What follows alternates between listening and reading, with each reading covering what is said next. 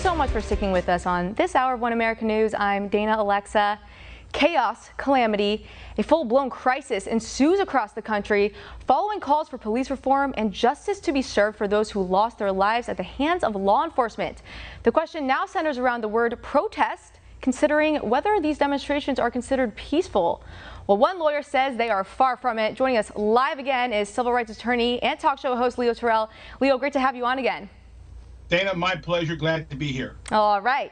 Leo, as of yesterday in Chicago, 37 shot. Baltimore, more than a dozen killed since Thursday. Portland, 56 days of violence now. Seattle's trailer set on fire, windows of businesses smashed, explosives thrown at law enforcement. Now, Leo, as you know, President Trump is sending federal military out to put an end to the violence dubbed as Operation Legend. Many on the left say that this intervention is beyond the scope of the president's power. Leo, agree or disagree? Totally agree with these politically motivated Democratic mayors in the various cities. They do not want the president to succeed. They have basically handed the keys to criminals throughout these Democratic cities run by Democratic mayors. And Dana, it all started in Minneapolis when that progressive mayor allowed a police department to be burned to the ground. And this has been going on for the last 2 months. President Trump has used federal force, FBI, Department of Alcohol, Tobacco, and Alcohol, to go in and to protect federal property. That's his right to do so. In addition, Operation Legend is a program in place to help law enforcement as a result of all the high crime in Kansas City and Chicago. The bottom line is that all these individual politicians from these Democratic-run cities they either do not know the law, because President Trump is well within his right to use federal law enforcement. Now, Leo, switching gears here, today marks 100 days till Election Day. And Leo, you said recently the mainstream media has purposefully misconstruing President Trump as someone who doesn't care about victims of urban violence.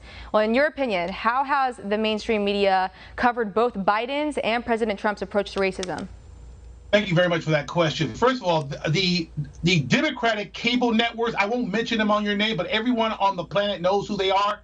They downplay Joe Biden's racist history, his association with KKK Robert Byrd. The fact that 4 weeks ago he went on a national radio show, Dana, and said that if you don't vote for me, you ain't black.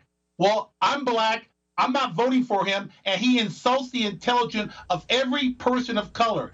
He basically thinks that black people and people of color should automatically vote for him. On the other hand, President Donald Trump in 3 years have done more for people of color than the 8 years of the Obama-Biden administration. President Trump has funded historical black colleges. President Trump has passed the First Step Act, which basically undo the criminal legislation that Joe Biden put in place that incarcerated many African Americans. President Trump signed an executive order trying to reform the police department, the lowest unemployment in African American history during the Trump administration. And finally, with the assistance of Tim Scott, he tried to get legislation to reform the police department, but it was stopped by Democrat Kamala Harris and Cory Booker. I would submit to you that as a civil rights attorney, I'm voting for Donald Trump because he has done more for people of color than the Obama-Biden ticket and by Joe Biden. All right. Unfortunately, that's all the time we have. Civil rights attorney Leo Terrel with his take on the riots and the media's impact on the presidential election. Leo, thank you so much. I really do hope to see you back on this show again. Anytime you ask, Dana, the answer is yes. All right, Leo. All right. Thank you so much.